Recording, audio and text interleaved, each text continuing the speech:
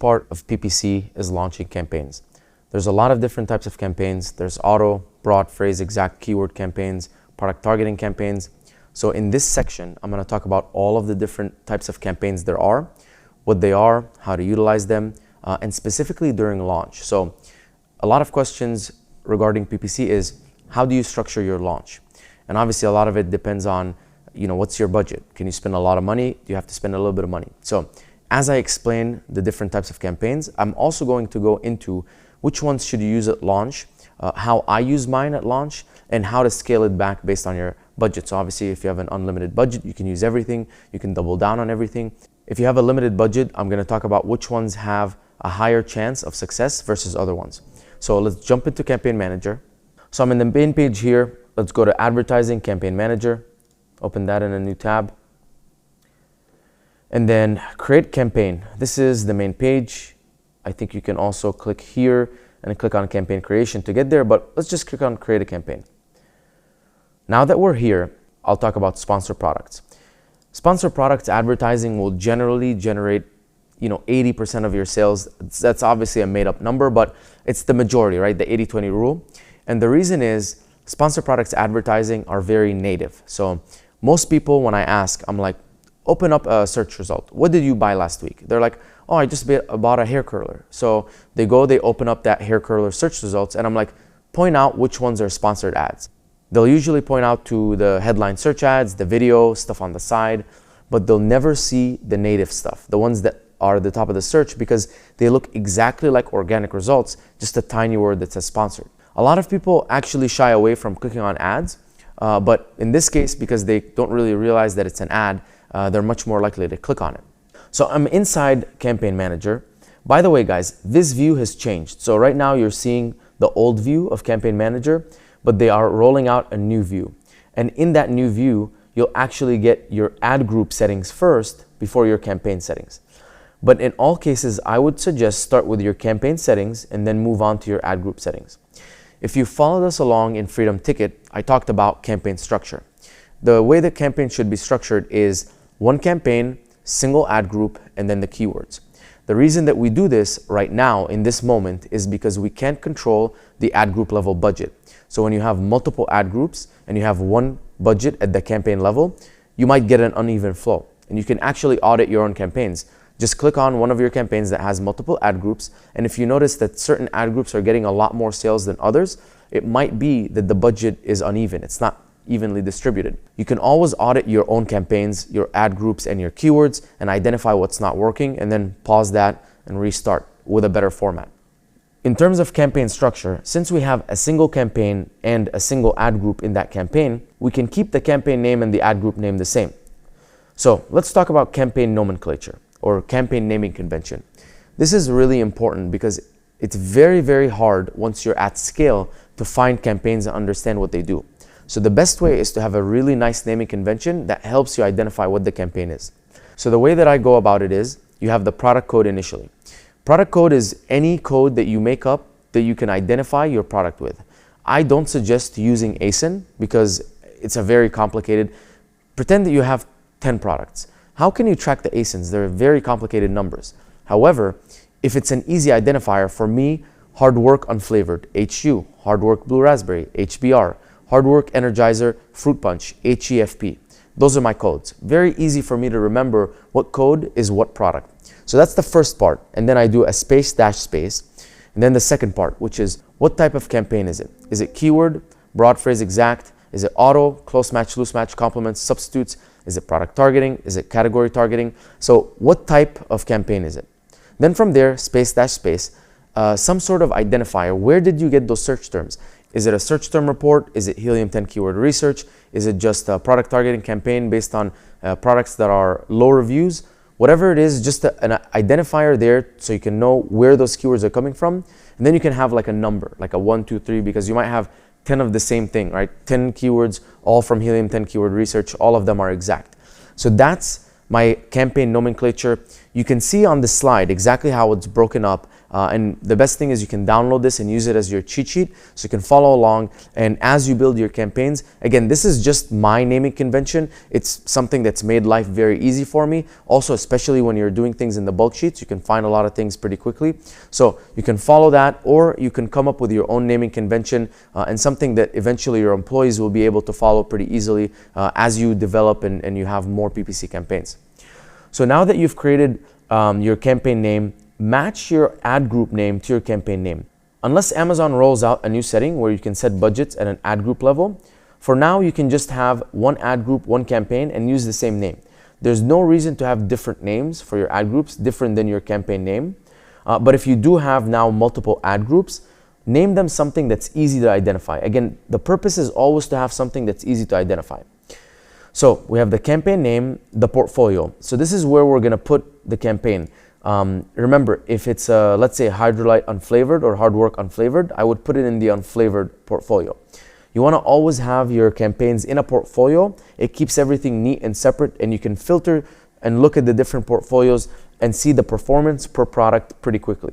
Start date, whenever you want to start it, you can start it today or you can start in the future. End date, we usually don't use an end date because we want the campaigns to continue to run, and if they're performing well, why ever end them? Unless this is something that's specific. Let's say it's a certain campaign for Valentine's Day and it's a bunch of Valentine's Day keywords, then you might want to have an end date.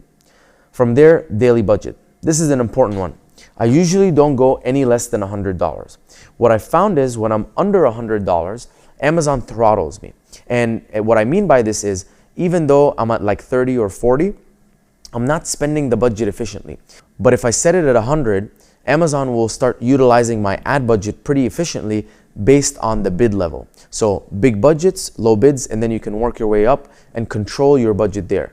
Obviously, it's dangerous because some days you can spend a lot more. And if you're really, really tight with your budget, then you can lower your daily budget or put budget caps. Again, I don't recommend any of this stuff because it makes Amazon interfere with how the keywords are spending. So I always recommend the biggest budget possible. Start with a low bid to control the spending there, and then you can work your way up. Now, automatic targeting, manual targeting. In the next module, I'll cover manual targeting, but for now, we're just gonna cover automatic targeting. And what automatic targeting means is we're gonna use Amazon's data, or Amazon is basically gonna crawl our page, get all the information it needs, and then it's gonna automatically show us. There's 4 targeting groups that we're gonna cover, but let's cover them in a little bit. For now, we're at campaign bidding strategy. There's 3 different types of strategies, and it's very easy to understand what they do because there's a description right here. Down only will lower your bids in real time, where your ad is less likely to convert. Up down, it's the same as down only, but also works for up, so they'll increase the bids by 100% or decrease them if it means that you're more likely or less likely to convert. Fixed bids means they're not gonna touch your bids, it's gonna be the exact same thing. Down only is the most conservative one because it allows you to save money. Up down, you can utilize them when you're okay spending a little bit more money. So maybe branded campaigns, ranking campaigns, things like that. But do realize that you will more likely spend more money than if you're on a down only or a fixed bids. And then fixed bids stay the same. You can try testing the different ones, try testing down only, up down, and fixed bids, and see which ones produce the best results. PPC is always about testing. There's no right answer, there's no wrong answer, especially since things are always changing. There's human behavior in the back end, so test different things. Amazon's updating their stuff in the back end all the time, and see what's working for you and continue to do that. Creating an ad group, that's pretty simple. All we have to do is set up an ad group name, which is gonna match our campaign name. Then we go into products. Which products are we gonna add here? You have to add every single product SKU at the SKU level that you want to target. So you'll see here, I'm adding this one, but I also have more. I have this one, and I have this one. So I added 3 different SKUs. Now, sometimes those are different SKUs that you created for different reasons. Make sure you have them all in there. If you do create a new SKU, make sure to go back to all of your campaigns and add it in, or else once the old SKUs run out of stock, your campaigns will essentially shut down because the new SKU is not in there. Now, if we're doing variations, and I have all of my variations in that campaign, let's put the unflavored in here, the mango, the blue raz, and let's add all of the different variations. Assuming that in this campaign, I'm gonna target all of the different variations. So whatever products that you have in this campaign, this is what the campaign is gonna run for. Now, it's going to show this based on what Amazon thinks is best to show, or what Amazon thinks it's the highest likelihood of conversion. So you can't really control what's going to show up between these three. However, if you only add one type or one variation, then it's only going to show that variation. So you can basically decide what ads to show based on which products to put in. And a lot of this is testing. So you might have 3 different sizes, you put them all in, and then you go and look in the advertised product report. And you see that a lot of the clicks are coming through one separate size. And you can take that size, keep it in the campaign, and then turn off the other sizes, leave that, let it run, see the results. Next, this is automatic targeting. We can set a default bid, and that default bid is going to apply for all of our targeting groups. But the better way to do this is to have an individual campaign for each different targeting group. So let's go through what close match, loose match, substitutes, and complements mean. Close match will show your ad to shoppers whose search terms closely related to your products. That's all the information we have, and that's all what anyone knows about what close match is. The only way to kind of figure out what close match shows is to go into your search term report once the close match campaign is running and look at all of the search terms that came up from that close match campaign. Then you have loose match, which are basically loosely matched search terms. Substitutes, these are products similar to yours. And complements, these are products that are complementary to your product. And that's all of the information that we have. So what I would do is I would turn off these 3 and keep 1. And so this would be my close match campaign. The reason that I break up close match, loose match, complements, and substitutes into 4 different campaigns is because their performance is different. If you're showing up for closely related search terms, think unflavored electrolyte powder, sugar-free electrolyte powder, very closely related. But if it's loosely related, it could be hydration drink, hydration powder packets, not as related to my product. And so the ROAS and the ACOS on those might be not as good as the closely related ones. As for the bid, what starting bid should I have really depends on what's my budget. So if I'm tight with money, I'll start low and work my way up, okay? If I'm like, I just want to buy data quick, I have the budget, I just want to understand what's working and what's not working, I can start at a mid or high bid, spend a lot of money, get that data, go into the search term report, identify what's working, extract it, identify what's not working, add it as a negative. So essentially, how much money you spend is basically you buying data. If you spend less money, you're buying less data. If you spend more money, you're buying more data, and it's just shortening the amount of time. Then from here, I can select which marketplace other than the US. In this case, I want to stick to the US, so I'm going to turn this off. And then adding negatives. So right off the bat, we can add some negative exact. Let's say, hey, I don't want to target my brand name. I want to keep that to my branded campaigns. So anything that has hard work, I can add it as a negative exact, or I can add it as a negative phrase. When I add something as a negative phrase, it's going to essentially not show up at all for any keyword that has hard work in it. And then this is nice because I know I never want to show for anything that has hard work.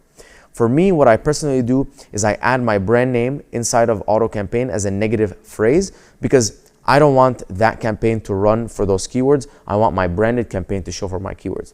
And generally, I add my brand name as a negative phrase in all of my campaigns, right? Because the only campaigns that should show up for my brand name are my branded campaigns. Everything else should be getting me new campaigns. And remember, in launch, we're trying to harvest and identify new profitable search terms. So the goal of the auto campaigns, the 4 different auto campaigns, is Amazon uses our data, identifies search terms. Some of them are bad, some of them are good. We take that data, the ones that are good, extract them, launch them in their own campaigns. The ones that are not so good, add them as negatives, and then continue that cycle of identifying profitable search terms. Now, I never add a profitable search term as a negative in the auto campaign. So if the auto campaign identified a keyword that got good sales at a good ACOS, I'm not going to add it as negative because it's generating me money. What I'm going to do is extract that keyword and test it on its own. It might perform amazing, it might completely tank. The reason I do this is I don't want to add negative to something that's generating me money and then test it and then it doesn't work out. So that's why I'm not adding negatives of any keywords that I'm extracting. During launch, you have to be a little bit careful with your budget. So if you don't have a lot of money, I would suggest close match and substitutes. Those are the best ones that you can launch because they're very closely related search terms and they're competitors. Loose match might not get as good of a return. Complements might not get as good of a return. You can always launch compliments and loose match with a smaller budget, smaller bids, see how it performs. If it performs well, you can scale it. Some products perform really well, so why not? But if you don't have that much budget, just be wary that it might spend money and not get good results. So you can focus on the ones that I think will get more results faster. But the only thing is, you have to follow the data. Always follow the data in the search term report results.